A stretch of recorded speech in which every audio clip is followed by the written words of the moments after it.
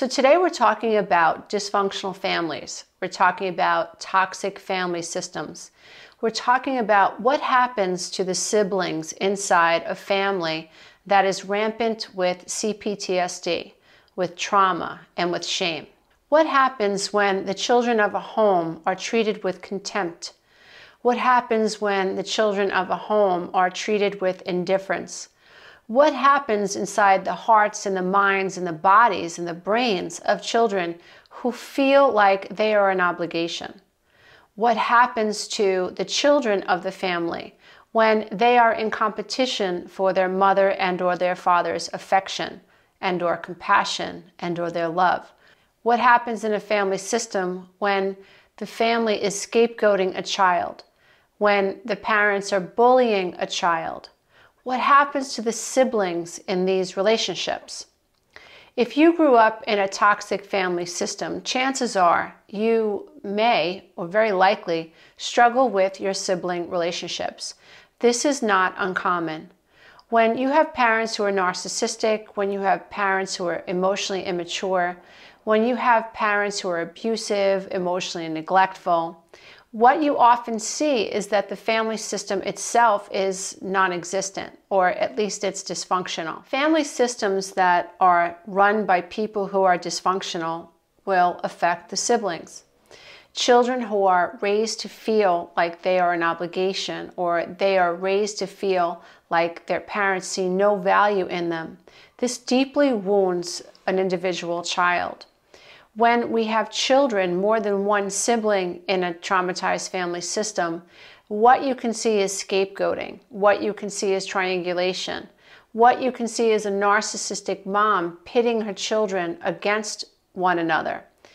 A narcissistic mom, for instance, will figure out what child will listen to her, what child will succumb to guilt trips, what child will allow her to create narcissistic supply out of their children. You will see children sometimes who will rebel, children who recognize that this is an unjust family system. And oftentimes the children who will speak out are the children who are treated as the scapegoat. When there is triangulation in a family system and the parents are triangulating the children against one another, what ends up happening is you see more and more sibling rivalry. In my own experience, very early on, I always felt that my mother had nothing but contempt for me. When I looked into my mother's eyes, I felt disgust. I felt like I was more than just an obligation. I was just in the way. I did not feel like my mother loved me. And it felt odd to even feel that because I knew that it was wrong. I knew that I should feel loved by my mother, but I didn't. And when I expressed this to my father when I was about 7 years old, he tapped me on my forearm and he told me to never say that again, which I never did.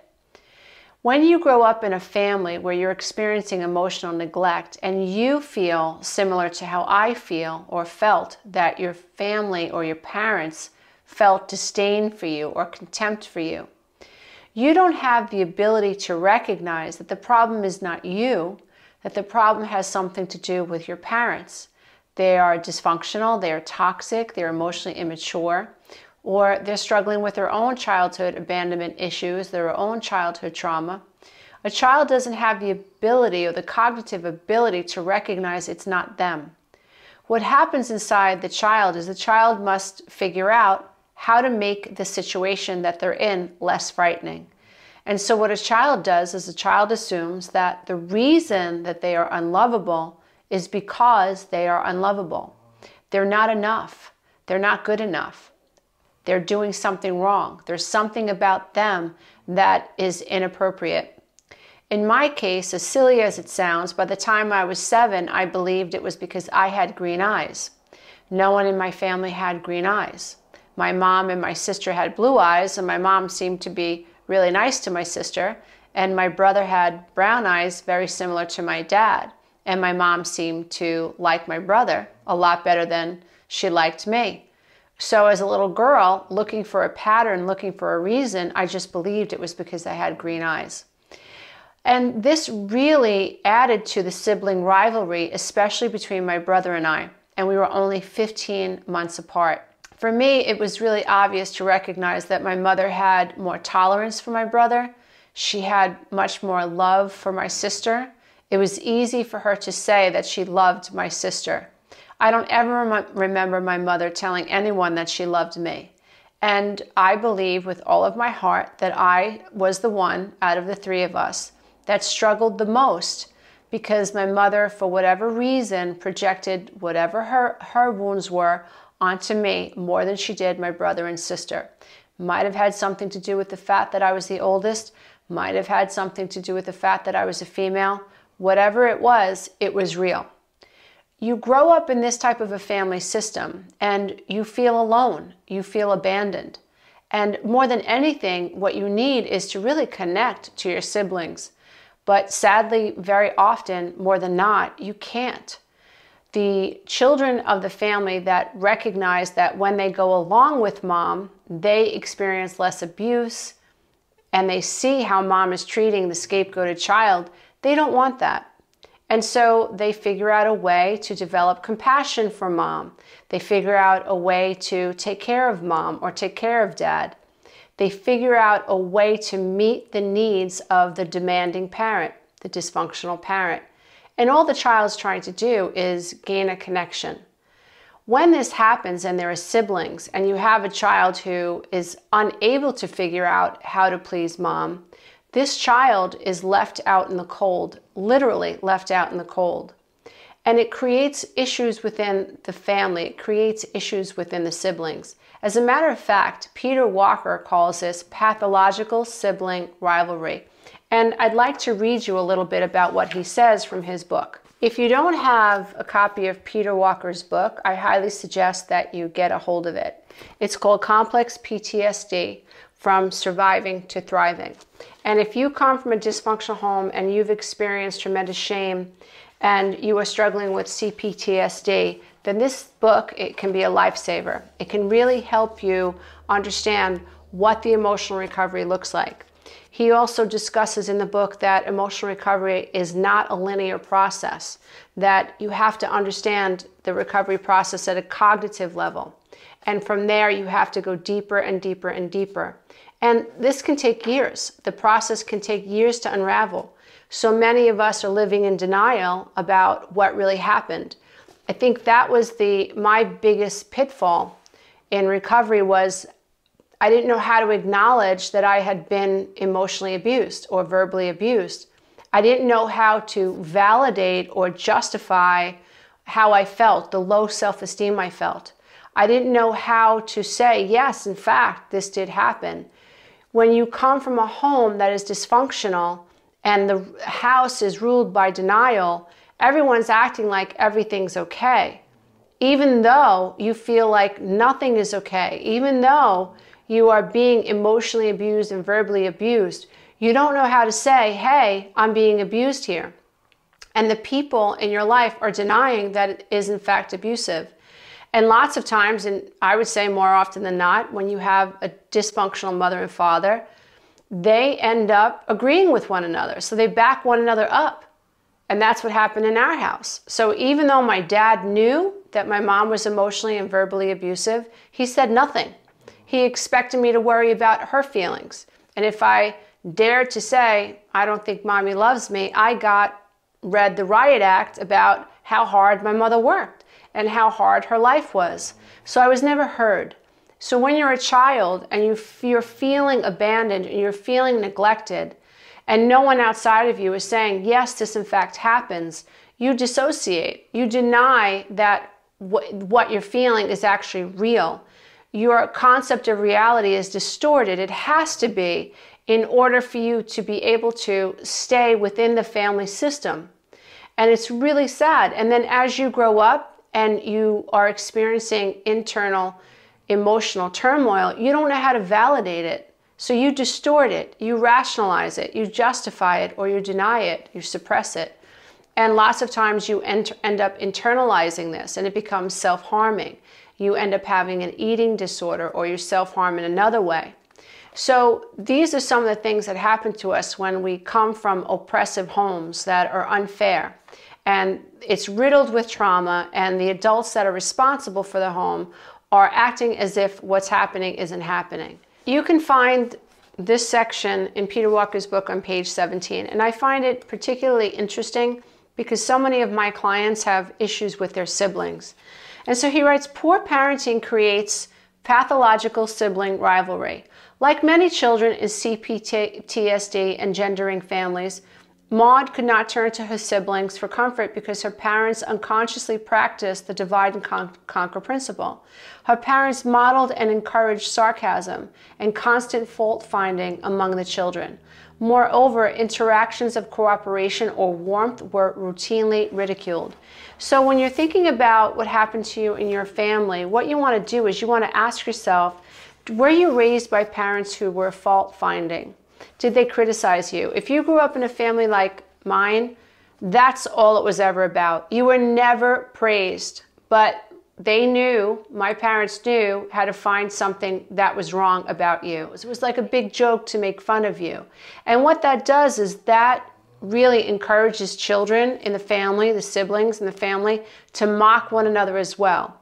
And when your siblings are mocking you, you can't form a healthy bond with them. You can't feel close to them. You can't go to them and say, hey, can you believe what mom just said to me? So it's the parents who set the tone for the fault finding and the criticism, and this bleeds into the relationships with the children. He goes on to say, sibling rivalry is further reinforced in dysfunctional families by the fact that all the children are subsisting on minimal nurturance and are therefore without resources to give each other. Moreover, competition for the little their parents have to give creates even fiercer rivalries. And so what he's basically saying is that there's so little nurturing in the family that there's none to go around. So when you come from a dysfunctional home and the parents are not nurturing, there isn't an excess of love to go around. Everyone's just trying to survive. The parents are clueless as to how their fault finding and how their humiliation and how their scapegoating and triangulation is really bleeding into how the siblings react to one another. So oftentimes I'll coach an older person who'll say, my children don't get along. And when we dig further into the way the children were raised, we discover that there was a parent who ridiculed the children. We discover that mom was way spent. In other words, she was living with an alcoholic and she was barely surviving. She didn't have a job and she felt that her role was to keep the family together. And so she would ignore a lot of the fault finding. She would ignore a lot of the sarcasm. She would ignore the put downs by the husband who had a drinking problem, thinking that she was doing the right thing. Unaware, however, that this would end up showing up later on in life between the sibling rivalry of her older adult children.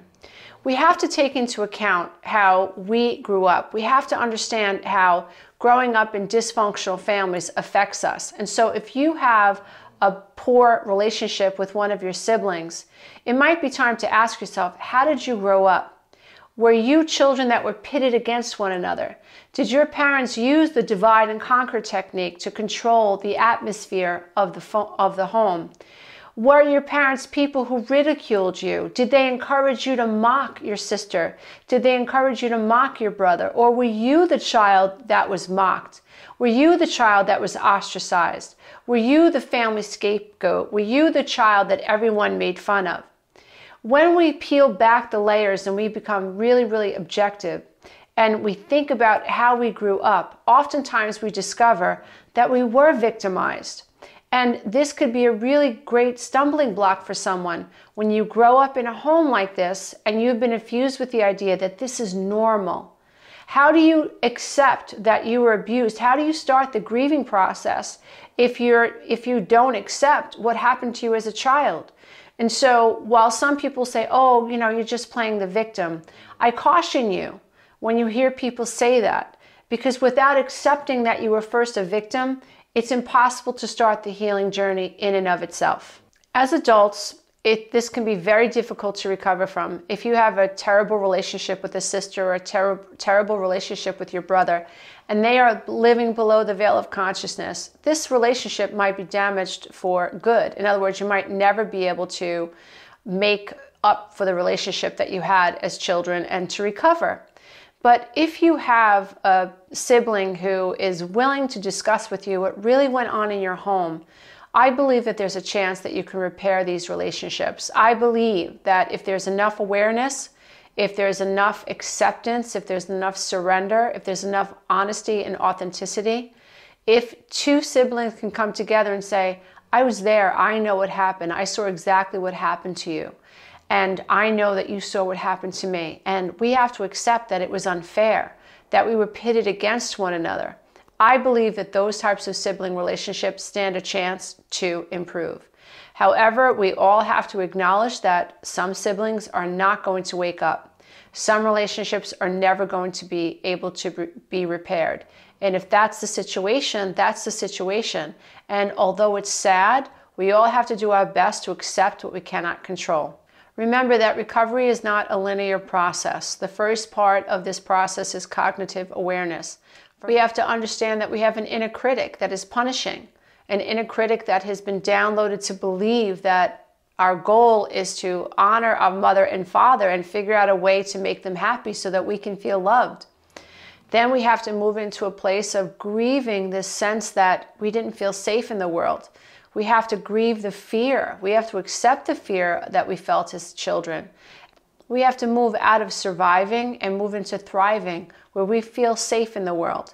And certainly dealing with our past and recognizing that what happened to us is valid, and dealing with trauma head on if we can, and working through the grieving process, we're able to push ourselves slowly into a state of thriving. Namaste, everybody. Until next time. Hey, if you love this content, don't forget to check out the next video, and you can go to my website and take the codependency quiz.